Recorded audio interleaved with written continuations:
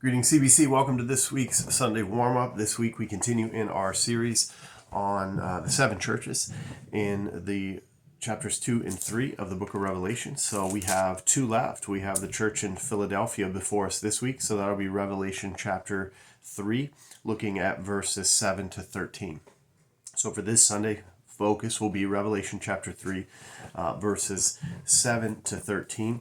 As always, a couple of encouragements would be to read all of that which we've covered so far, which we're going slow, so it hasn't been a lot. Chapters 1 to 2, and then the first part of chapter 3 that we looked at last week. I would certainly take some time to go back into that.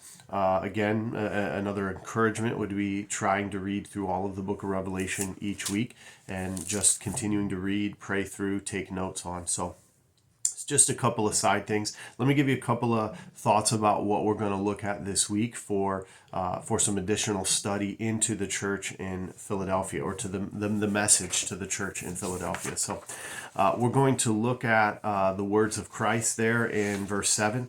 And so we're going to break that down a little bit. It talks about the Holy One, the True One, and the one who has the key of David. That key of David is referencing a passage from Isaiah chapter 22, verses 20 to 25. So we'll talk about that on Sunday, but certainly take a second to go back and look at that. Isaiah chapter 22, verses 20 to 25. As well, refresh ourselves on Revelation chapter 1, verse 18. We've already talked about that a little bit, but go back to take a look at that in reference to this idea of the key. So the key of David, Isaiah 22, 20 to 25.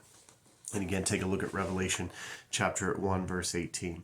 There's some interesting thoughts here around this open door. And so we'll definitely spend some time looking at that. We want to talk about what is this referring to, this open door. I think there's a couple of ways we could look at that. So take a look at, for reference there, John chapter 10, verse 9 in particular, but I would read John 10, 1 to 18. So John 10 verse 9 is really a focus in that area, but John 10 verses 1 to 18. And then also, as another way of considering this open door, take a look at 1 Corinthians 16 verse 9. 1 Corinthians 16 verse 9, as well as 2 Corinthians chapter 2 verses 12 to 13.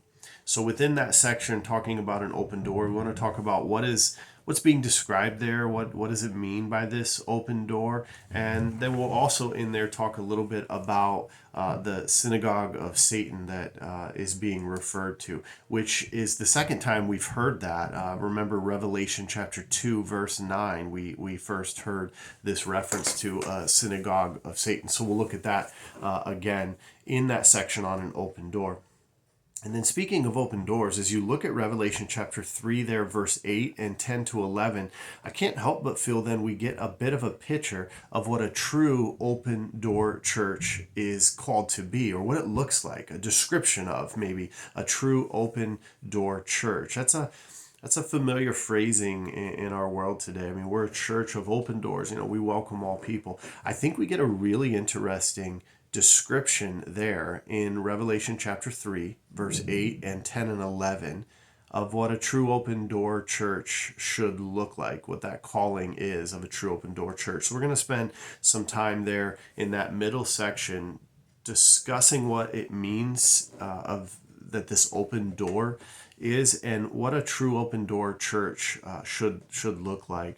And then lastly, Revelation chapter 3 verse 12, we will end with the really powerful description there, describing a bit of what it looks like, or what a description of the people of God who have conquered, that will be marked with Christ.